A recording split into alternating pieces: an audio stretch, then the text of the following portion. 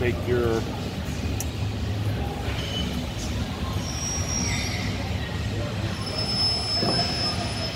extra piece of, we use aluminum that we build doors with, so you just take that, put it even with the outside of the panel, and you take your clamp,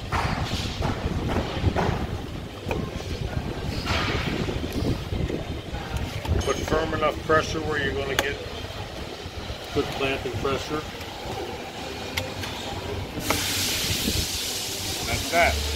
But on a hot, humid day like the days are coming, it should take roughly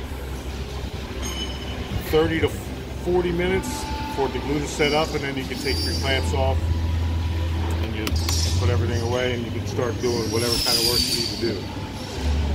But that's basically it.